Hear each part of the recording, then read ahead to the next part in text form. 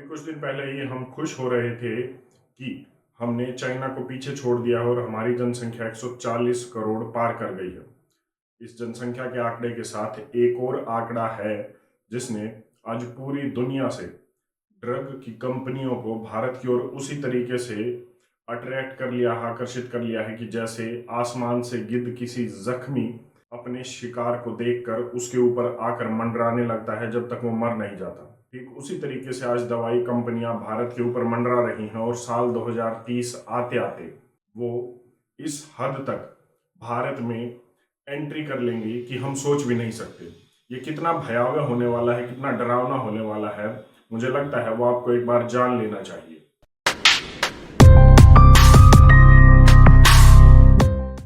आपकी बीमारी उनका व्यापार है और आपका शरीर वो टेस्टिंग लैब है जिस पर दवाइयों की रिसर्च की जाती है। ये सब होता है क्लिनिकल ट्रायल्स के नाम पर।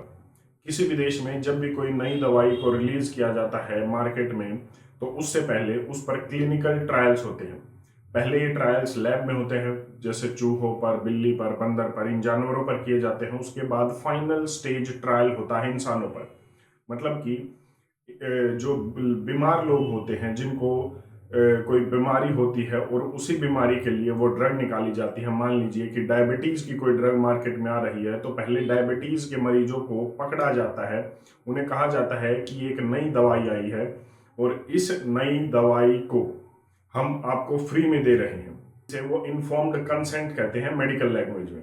हालांकि वो पूरा कभी नहीं बता दे कि हम ये लॉन्च करने से पहले आप पर ट्रायल कर रहे हैं और आपको एक उसी लैब में चूहे, बिल्ली, बंदर की तरह इस्तेमाल कर रहे हैं जो एक लैब में इस्तेमाल किया जाता है।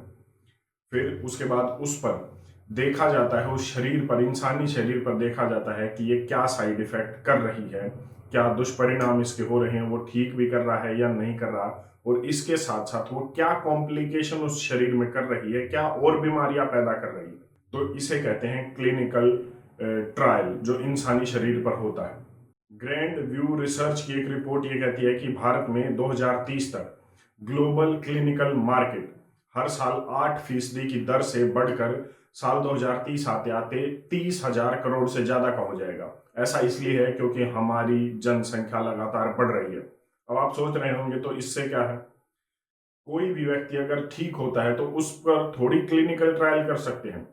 आप सही सोच रहे हैं कि अगर मान लीजिए आप हेल्दी हैं, आप स्वस्थ हैं, तो किसी भी ड्रग का क्लिनिकल ट्रायल आपके ऊपर नहीं हो सकता। लेकिन बढ़ती जनसंख्या के साथ बीमारियां भी बढ़ रही हैं हमारे देश में। आज हमारे देश में लगभग 12 से 14 करोड़ डायबिटीज के मरीज हैं और अलग अलग रिसर्च रिपोर्ट ये कहती हैं कि साल 2025 आते आते Bharat diabetic capital of the world बन जाएगा। मतलब सबसे ज्यादा डायबिटीज के मरीज भारत में होंगे। आज पूरी दुनिया में सबसे ज्यादा दिल की बीमारियां और हार्ट अटैक से होने वाली मौतें भारत में सबसे ज्यादा है। हर साल भारत में 10 लाख से ज्यादा लोग कैंसर की वजह से मर जाते हैं। इसके बाद आर्थराइटिस मतलब जोड़ों की बीमारी, हमारे देश में आज करोड़ों लोग इससे जूझ रहे हैं। उसके बाद kidney failure, liver failure, skin की एलर्जी, और ये लिस्ट बहुत लंबी है जो खत्म होती है हमारी पॉपुलेशन या हमारे देश की जनसंख्या के साथ ही। मतलब 140 करोड़ का आंकड़ा अगर हम ले तो मुश्किल से मुश्किल 20-30 करोड़ ऐसे लोग होंगे जिन्हें हम पूरे तरीके से हेल्दी कह सकते हैं, स्वस्थ कह सकते हैं।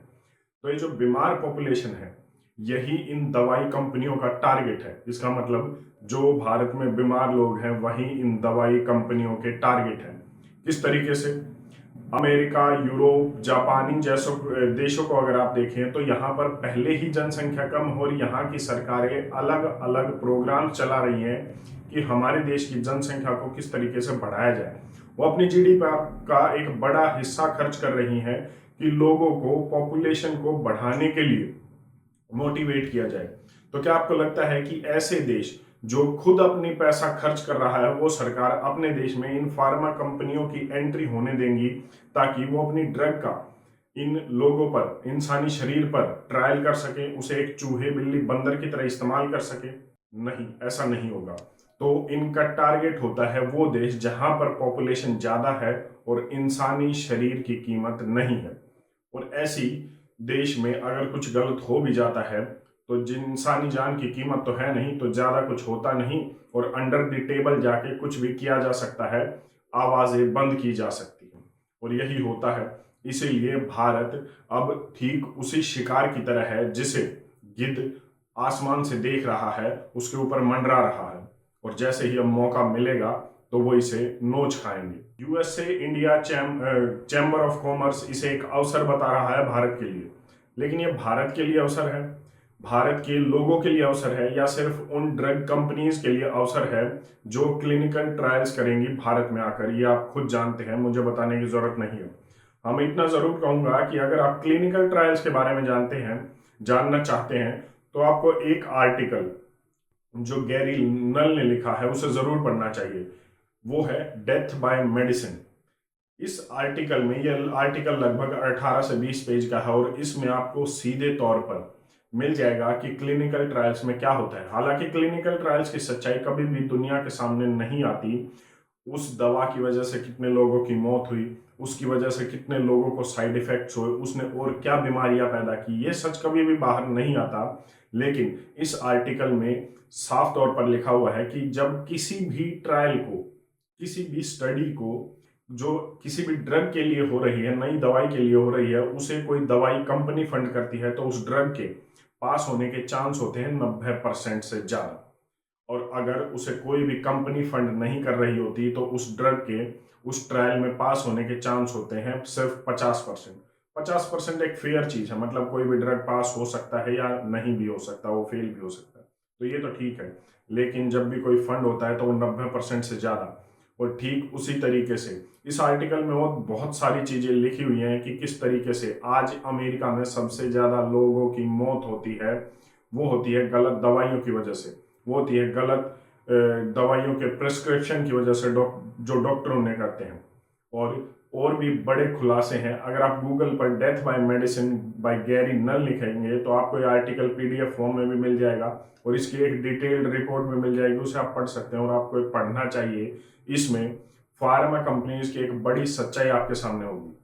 हाँ, इतना जरूर है कि साल 2030 तक आपके लिए आने वाली मुश्किलें बढ़ने वाली हैं, क्योंकि आज भारत जहां एक तरफ बीमारियों का घर बन चुका है, डायबिटिक ही नहीं, सिर्फ शुगर ही नहीं, कैंसर या ट्यूबरकुलोसिस या फिर स्किन की बीमारियां, दिल की बीमारियां, सभी बीमारियों के लिए कैपिटल ऑफ द वर्ल्ड बन चुका है, तो हमारे लिए चीजें इतनी मुश्किल होने वाली हैं जिसका हम अंदाजा भी नहीं लगा सकते। आज ग्लोबल क्लिनिकल ट्रायल्स की जो फार्मा कंपनीज हैं वो भारत में आएंगी, और उन्हें बड़े आसानी से जो है लाइसेंस मिल जाएगा यहाँ पर ट्रायल करने के लिए। अब ये आपके ऊपर है कि आप इनके चंगुल में जाते हैं या नहीं जाते, और ये आपके ऊपर है। अगर आप स्वस्थ रहते हैं तो शायद इनसे बच जाएंगे।